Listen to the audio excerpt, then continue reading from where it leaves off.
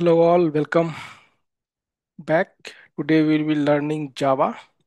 So I will explain something very important about Java and the the main things or main important things which makes Java sustain for so long and still continuing as one of the most popular programming language.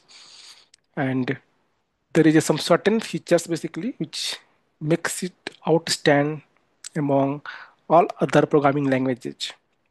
So as I will be explaining going forward what are those main things, and I have prepared a very good notes also just for all of you to refer it, and most probably I will be sharing the documents also.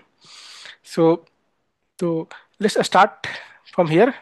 So Java has remained one of the most popular programming languages for decade, and that's not by accident, right? So not by accident means it's not like just by chance, right? Because it's sustained for so long and be the most popular language for the enterprise. So I'll be explaining 10 most important things which makes it outstand among other programming languages. So let's first thing first. So the platform independence. So platform independence means write once, run in anywhere. Means once you write the program, compile it, you can run it anywhere on any operating system basically or any machine. Because so Java compiles the code and it creates the byte code, and that byte code can run on the any JVM. So JVM basically is a platform dependent, right? Because as you need to install different JVMs for different operating system, like for Linux, for Mac, for Windows, we have different JVM basically. But but Java is platform independent. How? Because once you compile the code, Java code, that can run on any JVM without recompiling. So that makes Java portable basically, right? Platform independent, portable. So, and the second thing is this makes Java application portable across different operating system without any modification. Now the second thing comes the object-oriented programming, right? So there are many other also like programming languages, which is object-oriented programming language, but Java has something different. So everything in Java is an object, except primitives. Primitives means the data types which represents numbers basically. So those are primitives like integer, float, boolean, right? But we have wrapper classes for this also. Okay? But Java supports primitive also. Like directly you can use int value, int, float, boolean, small. But correspondingly, we also have the wrapper classes.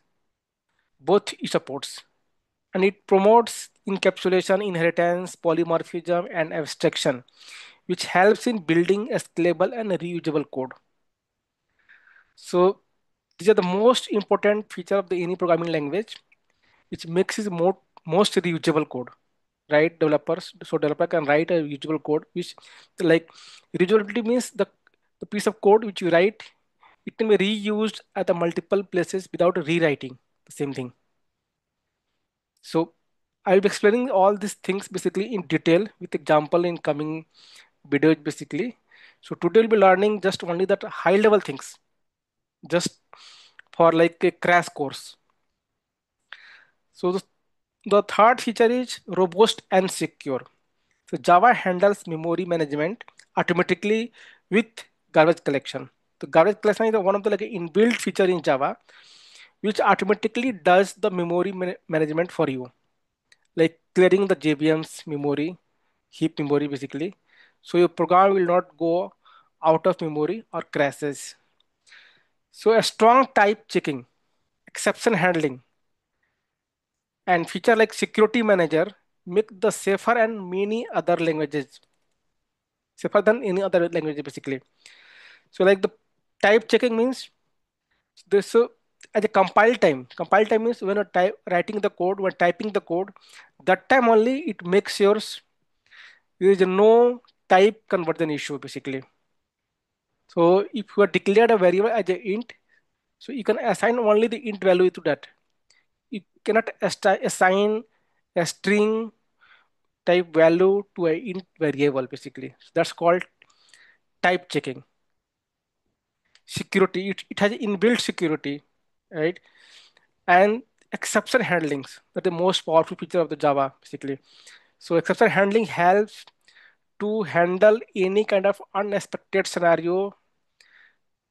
sis- scenario or situation to your code, which basically prevent your program to stop like abnormally, right? So once you have exception handling, you can control how you want to react when there is a an unexpected things has been happened to your application, your code basically. Then fourth is rich standard library, basically Java APIs. So Java offers a vast set built-in libraries for networking, data structure, multi-threading, security, input output, XML parsing, data access. So there are huge set of inbuilt features basically, or you can say APIs, which helps you to do most of the things in day-to-day life basically. You no need to depend upon any kind of third party libraries for doing your most common task in day to day in developer life basically. Then we come with automatic memory management. So basically, like unlike other programming language like C, C++, you no need to do the memory management by yourself. Means you no need to clean the memories programmatically. This is done automatically by JVM. Whenever JVM finds some unused objects in heap, basically it automatically clean those objects, delete those objects basically, to send those objects to JVM, to garbage collector, which will basically clean up. So automatically your unused object will be removed and your memory will become free. Multi-threading support. So Java has inbuilt support for multi-threading. Like you can do the multiple tasks at the same time parallelly.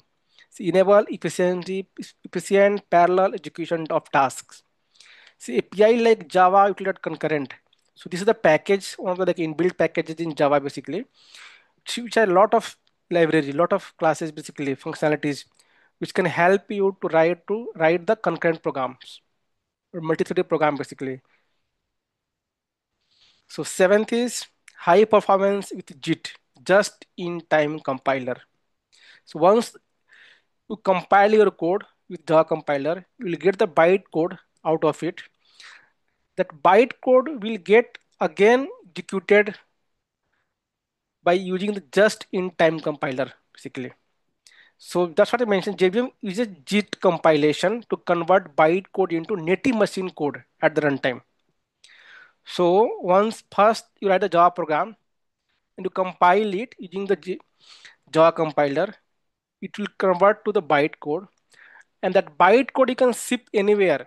Basically, you can put to any other operating system, and it will be executed on the fly at the runtime by JIT on any JVM without recompiling your code again. So then this makes Java program run much faster than traditional interpreted languages like other many other programming languages which is don't have a compilation feature basically. So they directly interprets at the runtime. But Java first compiles and then interprets. So once code is compiled, it becomes very fast to get interpreted at the runtime. So vast ecosystem and community support. So huge open source ecosystem.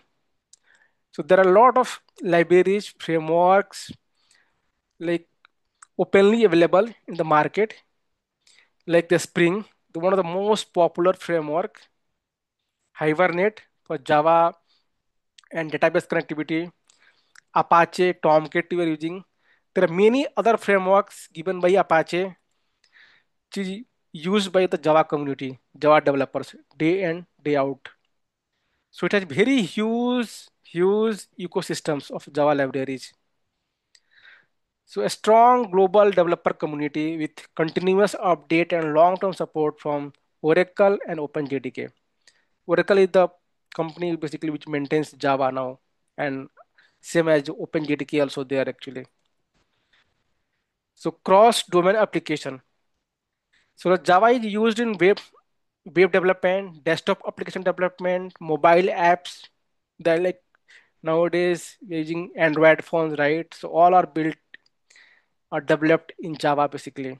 Mobile app, Android, enterprise softwares like most of the enterprise level applications are built in Java.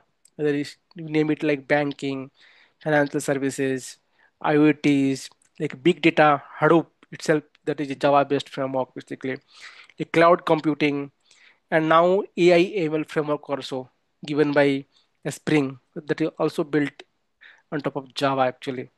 So it's a versatile, make it go-to language in multiple industries.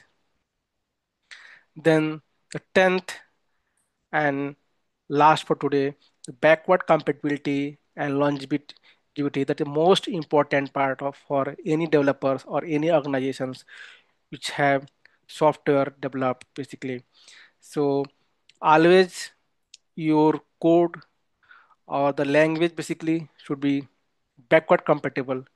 So whenever basically we upgrade to the latest version, our previously written code should work as it is without broken. That's called backward compatibility and longevity. So code written in older Java version often runs on newer JVMs with little or no change. There most of the cases you don't need to do any change and it will run as it is. So there will be very few scenarios when you really need to do some changes to your existing code which you written long back to make it compatible. So this makes Java outstand among other programming languages. So, so stability ensures that enterprise system built 10, 20 years ago still run on the modern Java versions, right? So as I mentioned, right? So the applications which is running from past 10 year, 20 year, so it's still running because of the Java compatibility. Though we upgrade the Java versions, it doesn't breaks our existing functionalities or code. So that's all for today. And if I say in short, in one line, basically about Java to summarize all these features. So portability, security, robustness, scalability, and a huge ecosystem makes Java stand out among other programming languages. That's for today. Signing off. See you in the next video.